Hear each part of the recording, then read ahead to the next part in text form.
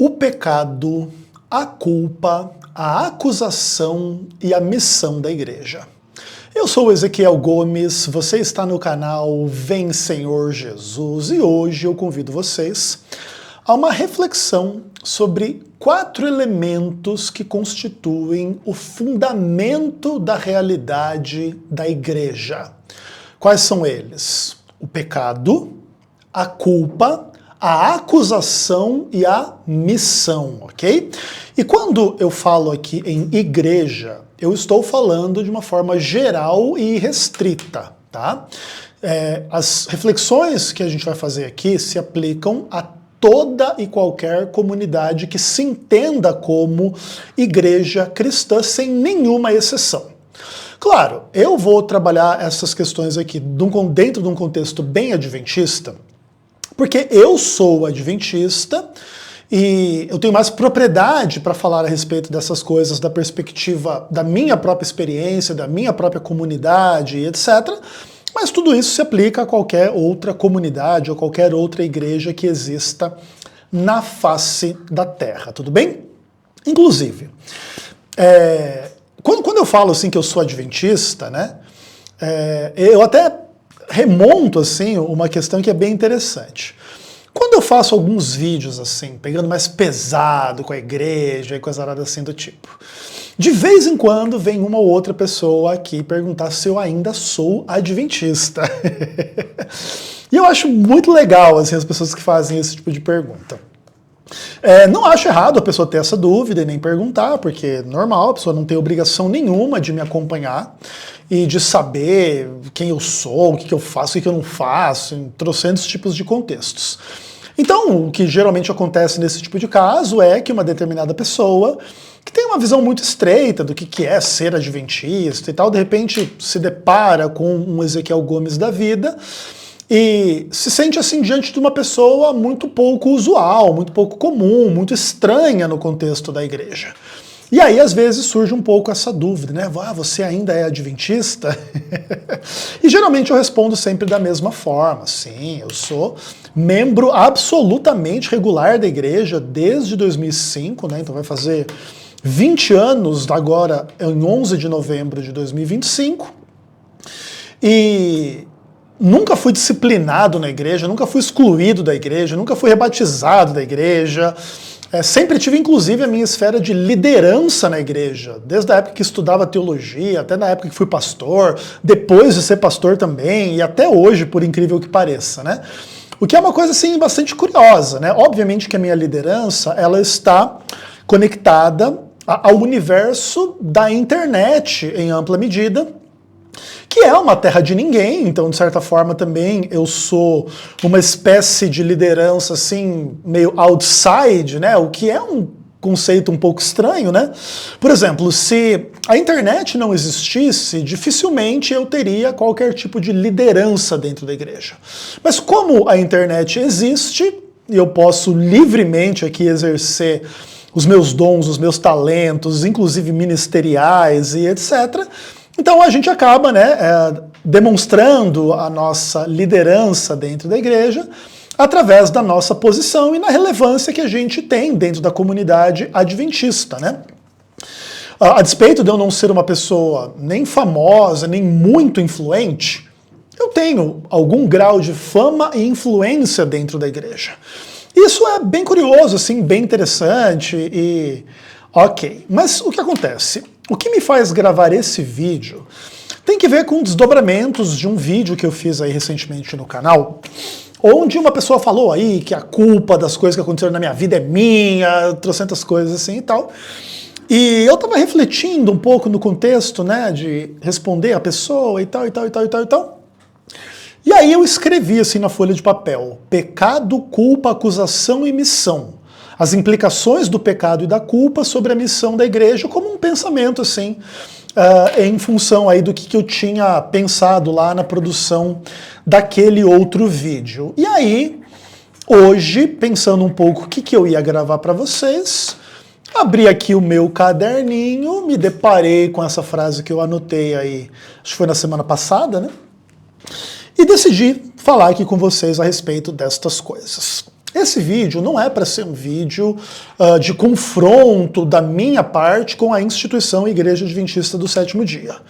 Ainda que eu possa talvez evocar algumas coisas nesse meu embate em relação à instituição, o objetivo aqui é fazer uma reflexão um pouco mais ampla, um pouco mais branda, talvez.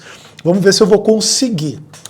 Para tentar, inclusive, responder a uma questão que é recorrente, que é muito interessante, assim, que demonstra a mentalidade católica da maioria dos adventistas do sétimo dia, que tem que ver com esse papo de que a igreja não pode ser acusada, porque senão isso atrapalha o cumprimento da missão. Então só quem acusa a igreja é quem quer atrapalhar o cumprimento da missão. E aí quem acusa a igreja não faz parte da igreja, está agindo contra a igreja e etc e tal. Entendeu? Então, tipo, um pouco do contexto do que eu quero falar com vocês tem a ver com isso. E o objetivo aqui não é me defender, nada do tipo, assim, é só demonstrar para vocês um pouco como lidar com essa questão, que é uma questão bem curiosa, né? E que demonstra, inclusive, essa alma católica de muita gente dentro do Adventismo do sétimo dia, com esse papo de que a igreja não pode ser acusada, né? Poxa, toda a reforma protestante poderia não existir se Martinho Lutero e os reformadores pensassem dessa forma, e aí, inclusive, não existiria nem igreja adventista do sétimo dia, né? Que aí igreja não pode ser acusada, porque senão está contra a igreja, é do Satanás, é contra Deus e blá blá blá. E aí a Igreja Católica poderia ser a única igreja na face da terra aí, né? E obviamente que os adventistas que querem vir com esse papo aqui pra cima de mim, eles não entendem, né, a absoluta burrice do pensamento deles, nem que o pensamento deles conduza a esse tipo de questão, né? Se eles tivessem razão, a igreja deles sequer existiria. Mas, antes da gente pensar na relação entre acusação e missão, a gente tem que dar um passo atrás e pensar nas questões de pecado e culpa, tá? E assim, hoje eu quero falar um pouquinho mais no contexto assim dessas discussões em relação à comunidade chamada igreja. Não tanto em relação a essas discussões no que tange a experiência assim do indivíduo cristão. Ainda que, muitas vezes, é um pouco difícil a gente fazer esse corte. Porque, por exemplo, a igreja é composta de indivíduos e, às vezes, quando existe pecado e culpa, muitas pessoas dentro da igreja entendem assim, não, esse pecado e essa culpa é da pessoa ou das pessoas, não da igreja, entendeu? E aí, por isso, inclusive, que não se deve atacar ou acusar a igreja por causa dos pecados das pessoas dentro da igreja, como se a igreja fosse uma entidade sem pecado e cumprindo a sua missão no mundo, e quando pudesse ser apontado algo que implica pecado e culpa, isso nunca pertence à igreja, mas pertence a pessoas dentro da igreja. Então se faz um pouco essa diferença, que basicamente é a diferença entre pessoa física e pessoa jurídica, tá? Inclusive, o Instituto Pessoa Jurídica foi inventado dentro da história do direito um pouco também para responsabilizar ou não responsabilizar indivíduos em função de decisões de empresas e organizações coletivas, vamos colocar desta forma, né? Então, por exemplo, você poderia ser o dono de uma empresa condenada por lavagem de dinheiro, a sua empresa, o seu CNPJ ser punido, mas você como pessoa não ser punido, porque tipo assim, não, quem fez isso foi a empresa, não fui eu. Que inclusive é um pouco o caminho oposto do que as pessoas tentam fazer com a igreja, né? Foi o CPF, não o CNPJ.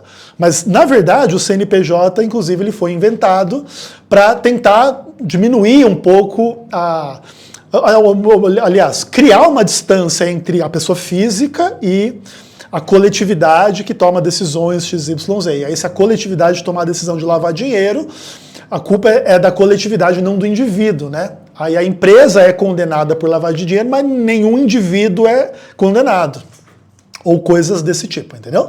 Claro que nem sempre os criminosos conseguem escapar de serem responsabilizados no CPF em função das decisões no CNPJ, tá? Porque aí os diretores das empresas, vamos dizer assim, os representantes, que tomam as decisões que implicam lavagem de dinheiro, por exemplo, eles também às vezes sofrem na pessoa física, mas pelo menos existe essa tentativa de fazer esse distanciamento entre a pessoa física e a pessoa jurídica. Então são questões bem curiosas, bem interessantes, bem legais assim dentro desse universo. Mas hoje eu quero falar um pouquinho mais sobre a coletividade, o CNPJ, a igreja, e não deixar assim essa discussão descambar tão facilmente para o universo assim tipo dos indivíduos que compõem aquela organização, ainda que mais cedo ou mais tarde essas coisas estão confundidas, tudo bem? Então o que acontece? Uma igreja é um organismo comunitário, jurídico, espiritual, muito interessante, assim. A igreja é uma entidade muito, muito curiosa, que basicamente, de certa forma, toca o céu e a terra, certo? Porque são pessoas, grupos de pessoas e comunidades na terra que supostamente acreditam e representam crenças, histórias e valores do céu, né? E tal, ou às vezes também tem um pouco do inferno aí nesse meio, né? Mas vamos tentar simplificar as coisas. Então, assim, tipo, a igreja, ela é essa instituição que supostamente, assim, faz tipo uma ponte entre o céu e a terra, né? Talvez até um pouco disso também que vem a ideia do Papa ser o pontífice máximo, né, o construtor de ponte máximos assim que existe. Claro que isso vem também lá do imperador romano, dessas coisas todas, mas mais cedo ou mais tarde esses conceitos assim eles acabam envolvendo assim um monte de coisas. E a coletividade da igreja, o CNPJ e os indivíduos e os grupos dentro da igreja, eles estão na terra e representam o céu, eles têm alguma espécie de conexão com o céu, porque eles têm a Bíblia, e daí a Bíblia foi um livro revelado do céu para a terra e inspirado, e aí a igreja lê isso aqui, interpreta isso aqui, tenta viver isso aqui, e aí é uma comunidade que está na terra, mas que é do céu, ou que está indo para o céu, e coisas assim desse tipo, entendeu? E o que acontece, assim, quando você tem aspectos positivos dessa história, a igreja adora ser caracterizada, assim, como, tipo, essa coletividade que é a comunidade da fé, do amor, do louvor, da missão, da restauração da humanidade do pecado na direção da santidade, da perfeição e da vida eterna, onde não vai haver pecado, nem morte, nem doença, nem imperfeição nenhuma. Então a igreja ela representa essas coisas assim como tipo uma agência positiva, super legal, super interessante, assim, se você levar essas imagens a sério, poxa, a agência divina da igreja, né? Tipo assim, você entrar na igreja, você entrar numa espaçonave para o céu, ou mesmo num pedaço do céu, numa instância do céu aqui na terra, onde se vive o amor, a fé, a missão, o louvor e tudo de bom e nada de ruim. Nessa hora a igreja adora assim, estar envolvida nessas questões assim e ser entendida desta maneira, né? Entretanto, quando você caracteriza a igreja como a comunidade de fariseus, hipócritas, incoerentes, errados, ruins, cheios de pecado, cheios de vaidade, cheios de malícia, cheios de culpa, cheios de transgressão, cheios de problemas assim tão graves que Deus tem que morrer para poder carregar os pecados das pessoas e para que um dia elas possam ser perdoadas e ir para o céu e coisas assim do tipo, de tão ruins que essas pessoas são, entendeu? Então é um bando de gente doente, é um bando de gente maluca, é um bando de gente infiel, é um bando de gente estúpida, é um bando de gente hipócrita, é um bando de gente horrorosa, é um bando de gente incoerente, é um bando de gente corrupta, é um bando de pessoas assim com problemas gravíssimos. Como seres humanos, tal, etc, etc, etc. Cheios de egoísmos e vaidades, e já entenderam, né? Quando a gente coloca as coisas dessa forma, o pessoal já não gosta tanto de fazer parte desse negócio, entendeu? Tipo, aí você entrar na igreja já não é tanto entrar numa nave para o céu ou num pedaço do céu. Inclusive, talvez seja entrar num pedaço do inferno, talvez seja entrar num lugar assim, lamentável, horroroso e sinistro, assim, sob múltiplas perspectivas, entendeu? E é interessante isso, né? Porque isso espelha muito, assim, o fato de que nós, seres humanos, nós gostamos de ser identificados nas nossas qualidades. E nós odiamos ser identificados nos nossos defeitos, né? Uma psicologia profunda em relação a estas questões.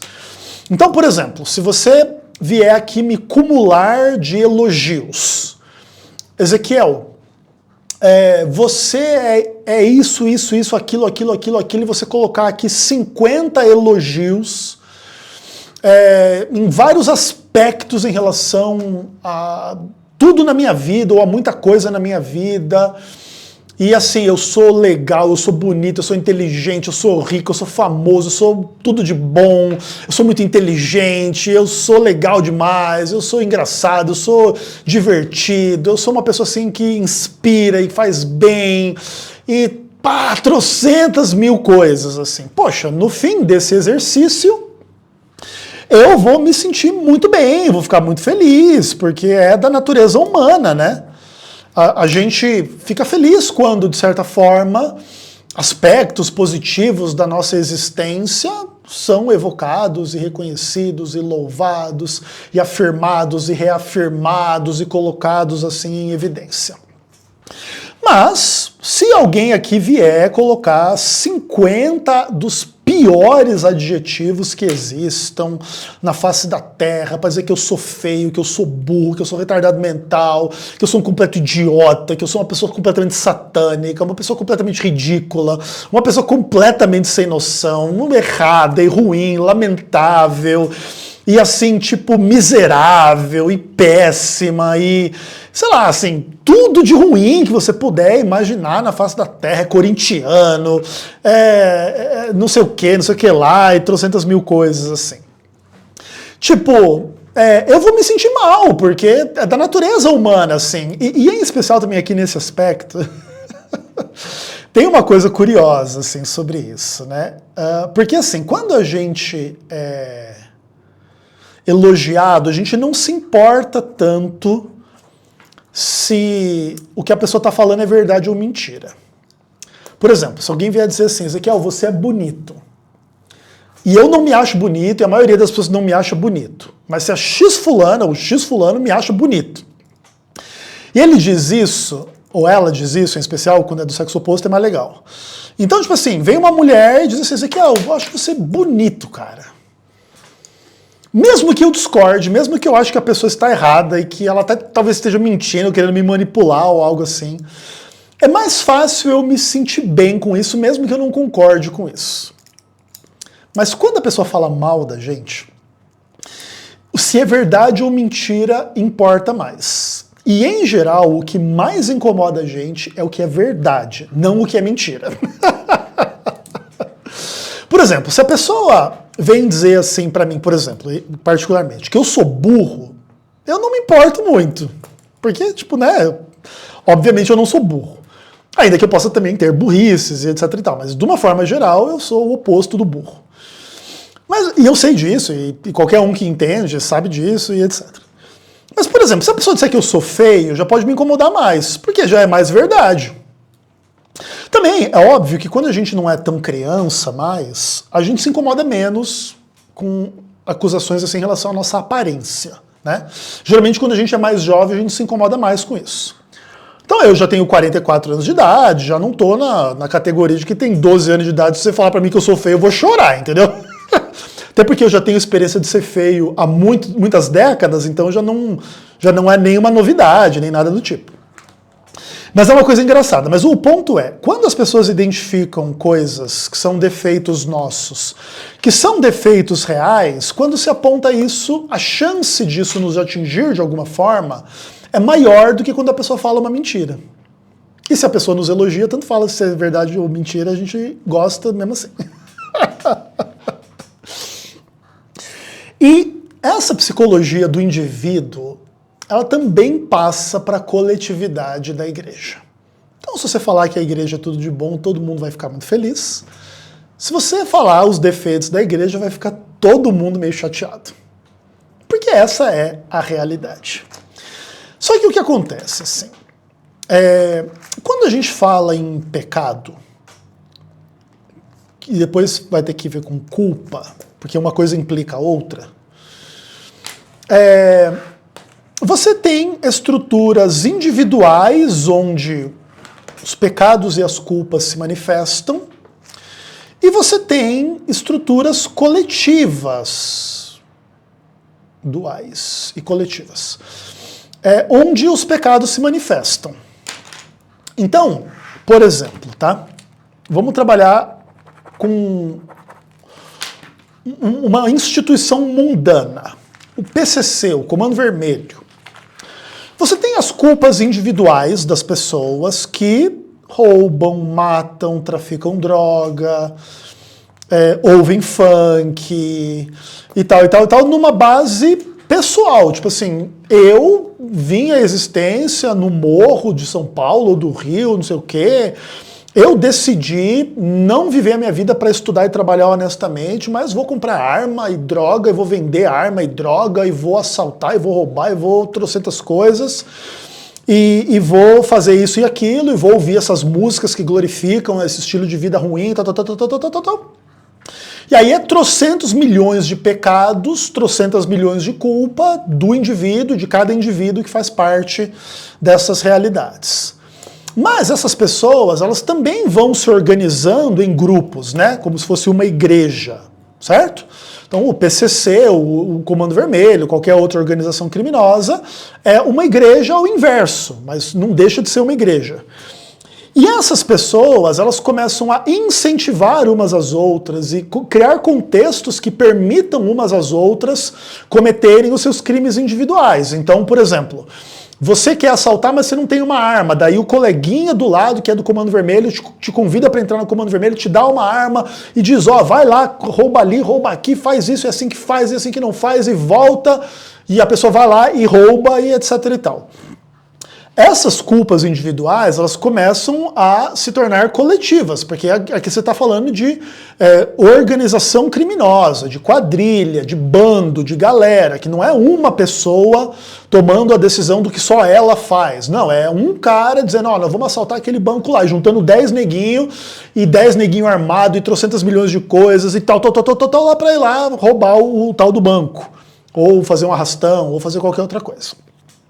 Aí, nesse caso, a culpa ela já não é mais meramente individual, ela já é uma culpa coletiva, tá?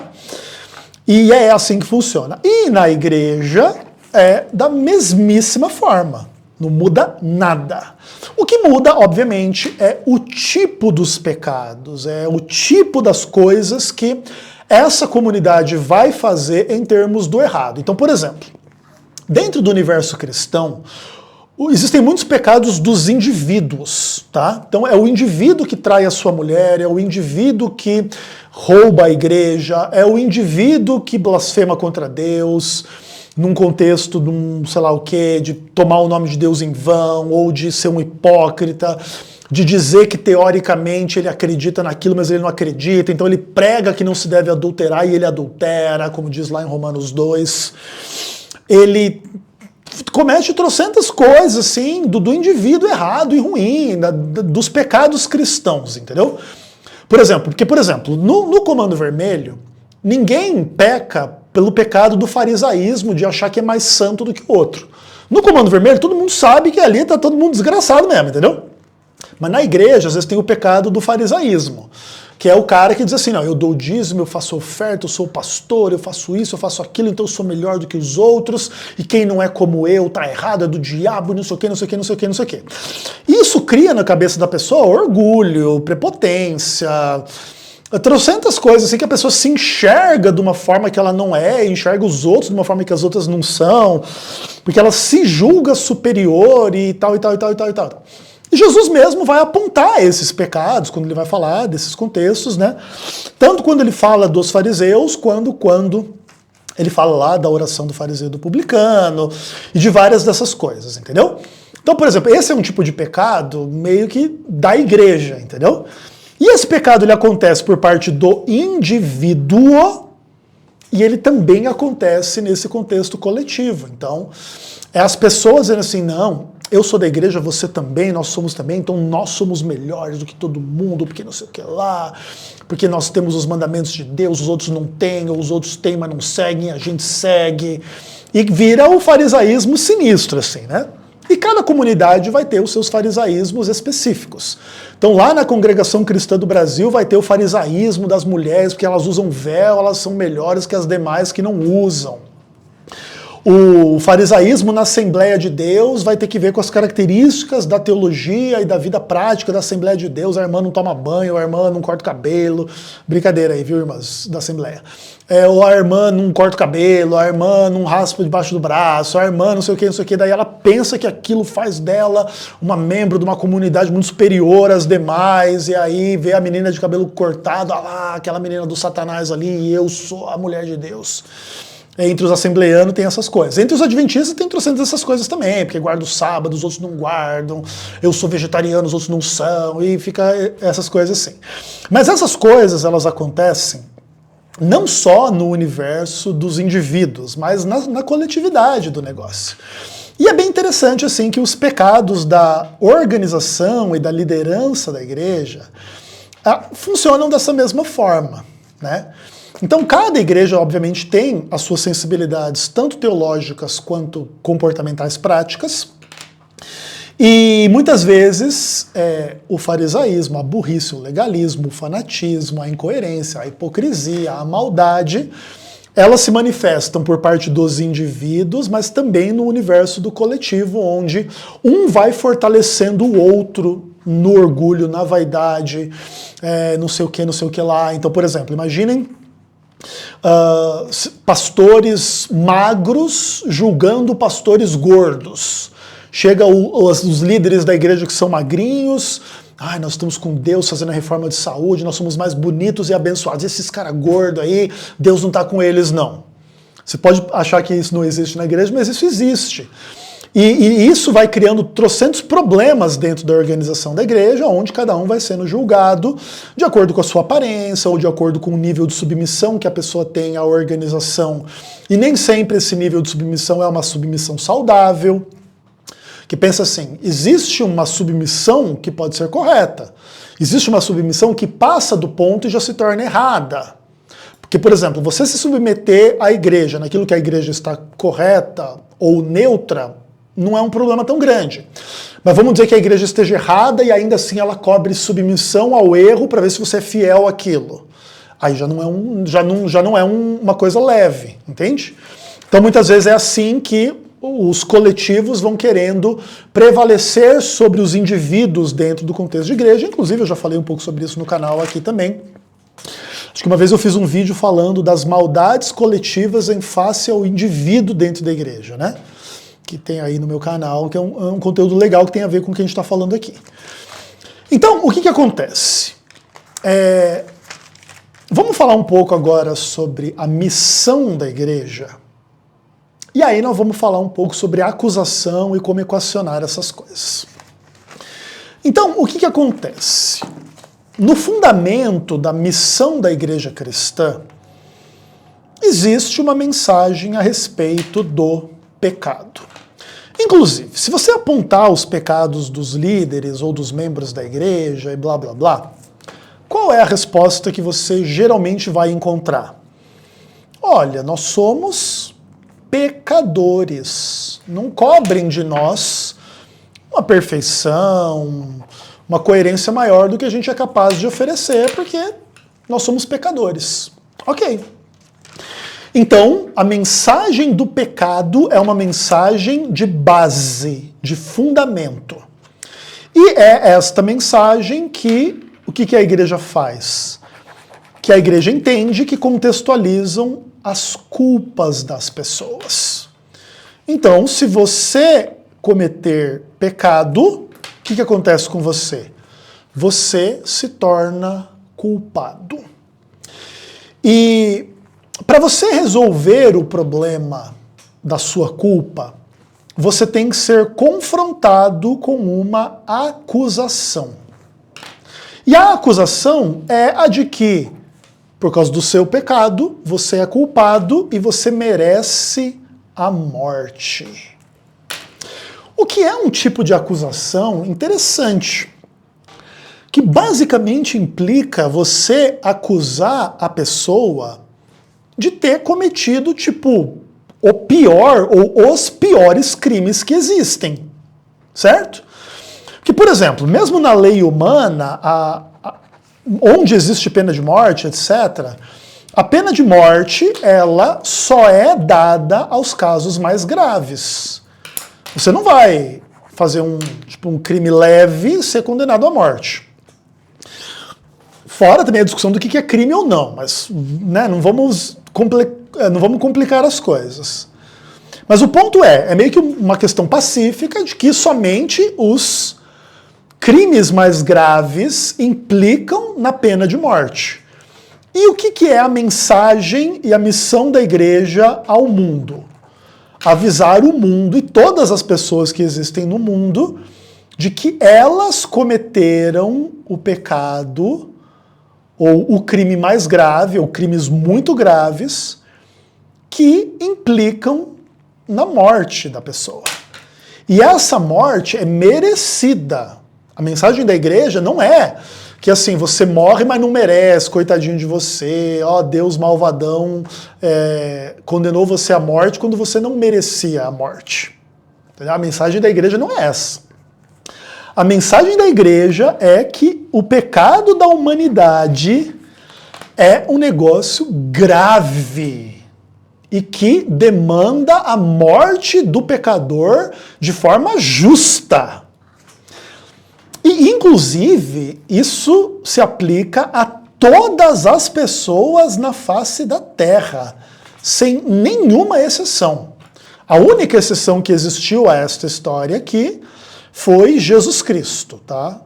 Jesus Cristo é a única exceção a esta história.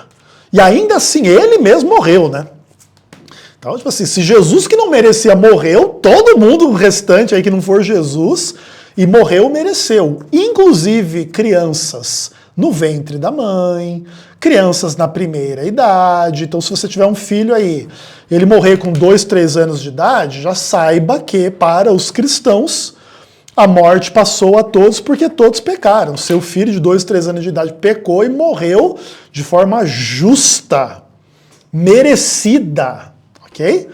Obviamente que a igreja tenta trazer esta mensagem para as pessoas de uma forma, assim, não agressiva.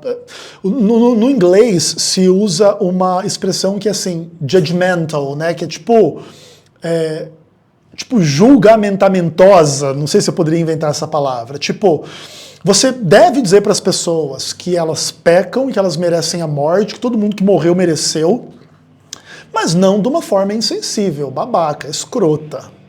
Mas no fim, todo mundo que morreu, morreu porque mereceu, tá? Fora Jesus Cristo. Então, essa mensagem, ela é uma mensagem absolutamente acusatória, absolutamente pesada sobre todas as pessoas na face da Terra.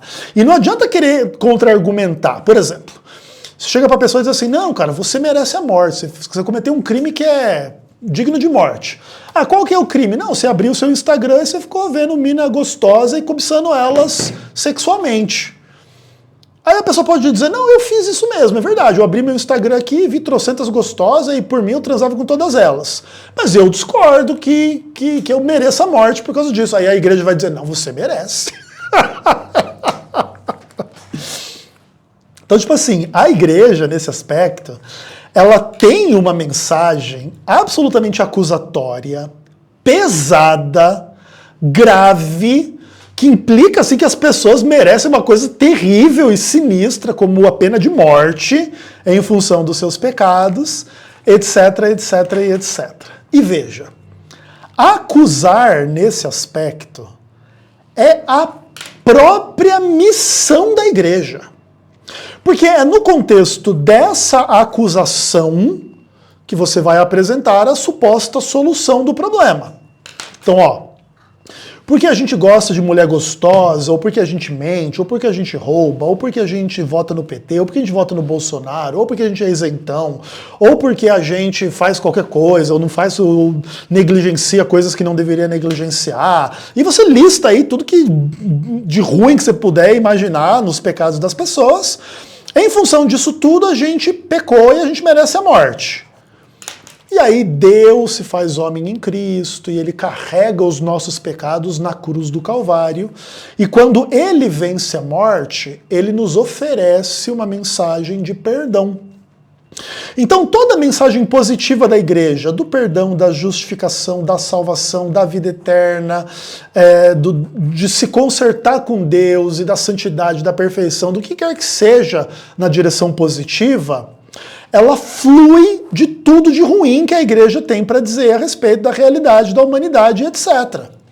E se você não acusa, se você não traz o aspecto negativo, as pessoas ficam sem entender a sua oferta positiva, entende? Tipo assim, se você não disser que a pessoa merece a morte, a oferta da vida eterna não faz muito sentido. Então você tem que botar na cabeça das pessoas que elas pecaram e por causa disso elas merecem a morte, e aí que Deus se fez homem e morreu por elas, e aí ele venceu a morte, e aí ele pode perdoar e salvar, desde que elas tenham uma conversão deste caminho totalmente errado que elas estavam para um caminho melhor. Mas esse caminho melhor não torna elas sem pecado ou sem culpa.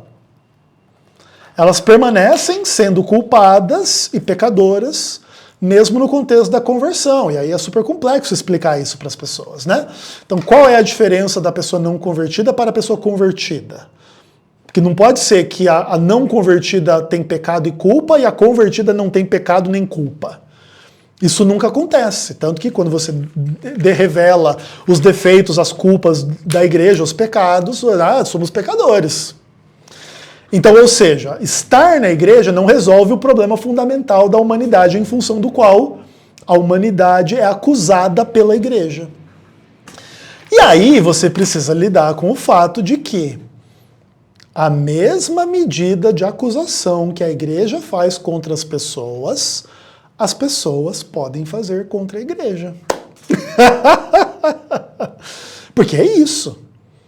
O direito que a igreja tem de chegar para as pessoas e dizer assim, você está pecando por causa do seu Instagram, por causa disso ou daquilo, de trocentas coisas, é o direito que qualquer pessoa tem de botar o dedo na cara da igreja e dizer, vocês estão pecando, que vocês estão acobertando vagabundo, que vocês estão mentindo, que vocês estão manipulando, que vocês estão fazendo lavagem cerebral nas pessoas, que vocês não estão ensinando a verdade, vocês estão ensinando um monte de coisa que não está na Bíblia, e a Bíblia vocês não ensinam, e vocês estão cheios de farisaísmo, cheios de hipocrisia, cheios de maldade, cheios de corrupção, cheios de politicagem, cheio de sujeira, cheio de engano, cheio de trocentas coisas do Satanás. E a igreja não pode se desvencilhar dessa realidade, no aspecto de que ela é a palmatória do mundo, ela pode bater em todo mundo, dizer que está todo mundo errado, todo mundo merece a morte. Aí se você falar a mesma coisa que ela fala para o mundo, você falar para ela, daí não, daí é o diabo que tomou conta. Ué, se acusar as pessoas e as igrejas aí em função dos pecados é a obra do diabo, por que é a obra de Deus a igreja acusar as pessoas? Não pode ser desta forma. O mesmo direito que a igreja tem de acusar as pessoas é o direito de qualquer pessoa de acusar a igreja. Obviamente que o que precisa ser discutido é se cada acusação é legítima ou não. Porque, por exemplo, uma pessoa pode acusar a igreja de algo que a igreja não faz, e aí é uma acusação injusta. Mas se alguém acusar a igreja de algo errado que a igreja faz, não é uma acusação injusta. Da mesma maneira, se a igreja acusar o mundo de uma coisa que não é pecado, É uma acusação injusta. Se a igreja acusar o mundo de algo que é pecado segundo a palavra de Deus, aí é uma acusação justa. Entende? E esse é um ponto muito interessante, assim. Então, a pessoa que pensa que acusar a igreja é contra a missão da igreja, não é só uma pessoa que discorda do Ezequiel Gomes. A pessoa que entende as coisas dessa maneira, ela não entende o básico da realidade da relação entre o pecado, a culpa, a acusação e a missão da igreja. Tanto na relação da igreja para com o mundo, quanto da relação das pessoas para com a igreja. E os pecados da igreja. Porque dizer que a igreja não tem pecado, para ela não ter culpa, para não poder ser acusada, é simplesmente negar a própria realidade da palavra de Deus. Inclusive é por isso que a palavra de Deus contém trocentas mil acusações contra a igreja. Por exemplo, no Antigo Testamento contra o povo de Israel e no Novo Testamento contra a igreja. Quando, por exemplo, Paulo chega lá em Gálatas 2 e acusa Pedro da igreja de ser um hipócrita, Paulo está fazendo o quê? Exatamente aquilo que tem que ser feito. Porque é necessário acusar a hipocrisia do hipócrita dentro da igreja, na mesma medida que se acusa a hipocrisia do fariseu fora da igreja, lá no judaísmo, por exemplo. Segundo o próprio exemplo de Jesus. Né? E tudo aquilo que você joga para fora, que você quer acusar os outros, dos pecados sexuais, das mentiras, dos roubos, das vaidades, dos orgulhos, das coisas injustas, erradas e ruins, devem, por princípio, poderem ser acusadas dentro da igreja.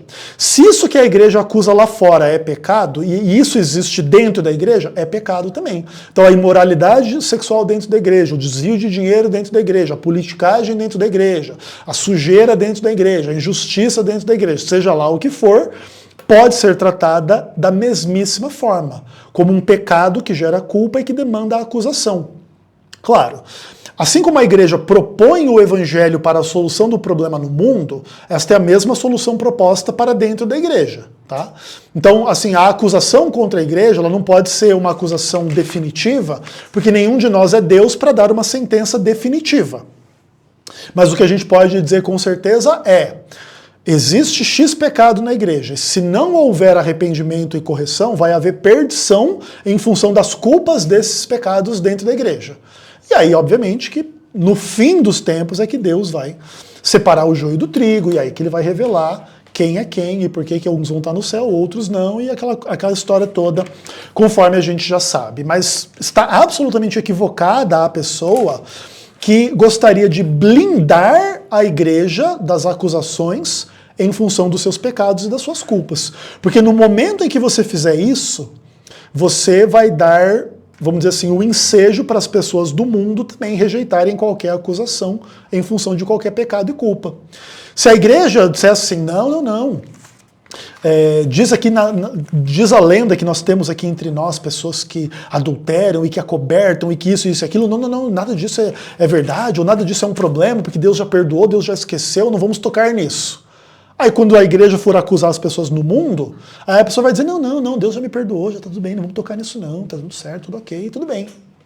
Ou seja, a igreja, até pela regra áurea, ela é obrigada a sofrer em si tudo aquilo que ela faz no mundo. Então se ela acusa o mundo, ela é acusada.